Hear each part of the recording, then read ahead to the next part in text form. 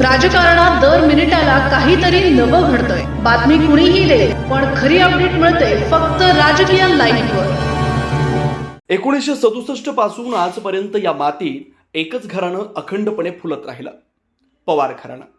या भूमीनं शरद पवार यांना पहिल्यांदा स्वीकारलं आणि त्यानंतर सलग अनेक दशकं त्यांच्यावर विश्वास ठेवला. त्या विश्वासाची परंपरा पुढे नेत अजित पवार यांनी बारामतीच्या राजकीय इतिहासात स्वतःचा ठसा इतका गड दुमटवला की तो आजही पुसता येत नाही. आता त्या इतिहासाच्या पानांवर एक नवं प्रकरण लिहिण्याची वेळ आली आहे. उपमुख्यमंत्री सुनेत्रा पवार यांच्या रूपानं सध्या बारामती विधानसभा पोटनिवडणूक जणू एकतर्फी लढत बनली आहे.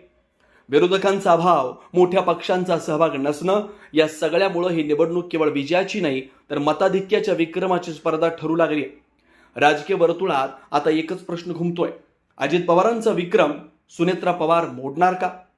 आजवरचा सर्वात मोठा विक्रम म्हणजे 2019च्या निवडणुकीत अजित पवार यांनी मिळवलेलं तब्बल 1,65,265 मतांचं मताधिक्य. त्या विजयानं त्यांनी केवळ प्रतिस्पर्ध्यांना पराभूत केलं नाही तर बारामतीच्या जनतेच्या विश्वासाचा उच्चांक गाठला. पण आता परिस्थिती वेगळी आहे. काँग्रेसचे उमेदवार आकाश मोरे यांनी माघार घेतल्यानं राष्ट्रीय किंवा राज्यस्तरीय कोणताही प्रभावी प्रतिस्पर्धी मैदानात नाही. काही नोंदणीकृत पक्षांचे उमेदवार, काही अपक्ष, त्यातही बहुतांश बारामती बाहेरचे. या सगळ्यामुळं सुनेत्रा पवार यांच्या विजयाबाबत कुठलीही शंका नाही. पण प्रश्न आहे तो विजयाच्या उंचीचा. इतिहासात डोकावलं तर बारामतीनं नेहमीच पवार घराण्यावर भरभरून प्रेम केलंय.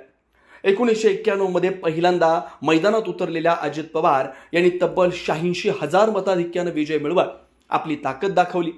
त्यानंतर सलग 8 निवडणुकांमध्ये त्यांनी जनतेचा विश्वास जिंकत 3 वेळा 1 लाखांहून अधिक मताधिक्याचा टप्पा पार केला. 2009 मध्ये त्यांनी 1,02,797 मतांनी विजय मिळवून नवा अध्याय लिहिला. 2014 मध्ये मताधिक्य थोडं कमी झालं, पण 2019 मध्ये त्यांनी पुन्हा एकदा विक्रमांची उंची गाठली, जिथं प्रतिस्पर्धी केवळ नावापुरते उरले. 2024 मध्ये त्यांनी 1,08,99 मतांनी विजय मिळवत आपली पकड कायम असल्याचं दाखवून दिलं. आणि आता संपूर्ण राजकीय रंगमंचावर नजर लागली आहे ती सुनेत्रा पवार यांच्या कामगिरीवर. त्यांच्या समोरचा मार्ग जरी सोपा वाटत असला तरी आव्हान मात्र मोठं आहे. विक्रम मोडण्याचं. हा केवळ आकड्यांचा खेळ नाही, हा आहे परंपरेचा वारसा जपण्याचा, विश्वास टिकवण्याचा आणि इतिहासात स्वतःचं नाव कोरण्याचा प्रयत्न. बारामतीची जनता काय निर्णय घेते, किती मताधिक्यानं आपला कौल देते, यावर केवळ एका उमेदवाराचा विजय ठरणार नाही तर एका नव्या राजकीय पर्वाची सुरुवात होणार आहे. अजित पवारांचा विक्रम हा केवळ एक आकडा नाही, तो आहे एका युगाची ओळख. आणि आता प्रश्न असा आहे, त्या युगावर सुनेत्रा पवार नव्या इतिहासाची मोहर उमटवणार का? राजकीय घडामोडींचा सर्वात वेगवान अपडेट फक्त इथेच राजकीय लाईव्हवर. आमच्या YouTube चॅनलला लाईक, शेअर, सबस्क्राईब करा आणि रहा राजकारणाच्या रणभूमीवरील थेट नजरेत.